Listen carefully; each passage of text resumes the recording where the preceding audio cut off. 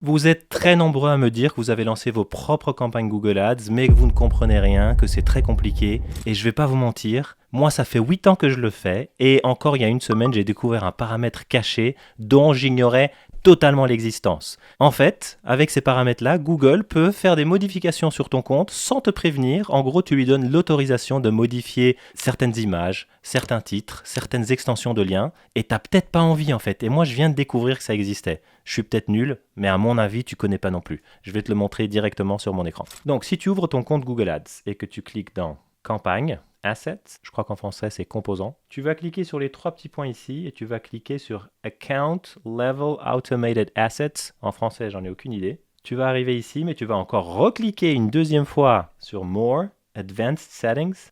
Bim. Donc tu vois que ce client, sans que je le sache, on avait autorisé Google à mettre des extensions de liens dynamiques, c'est-à-dire à prendre des pages sur mon site, sur le site de mon client, et à les afficher dans les annonces Google Ads sans que je lui ai jamais donné l'autorisation. Callouts, structured snippets, seller ratings, longer ad headlines, ok, pourquoi pas. Automated locations, dynamic images, en gros prendre des images du site du client et les afficher sur les annonces Google Ads. Ça peut être bien ou ça peut ne pas être bien. Dynamic business names. A business name helps people know, remember and choose your business. Google Ads can crawl. En gros, Google peut scanner mon site et s'il estime que le nom de mon business n'est pas celui que je lui ai donné, il peut en montrer un autre. Non, j'ai pas envie Google. Ne fais pas ça s'il te plaît. Et en gros, tu dois même leur donner une raison pour laquelle c'est une mauvaise idée.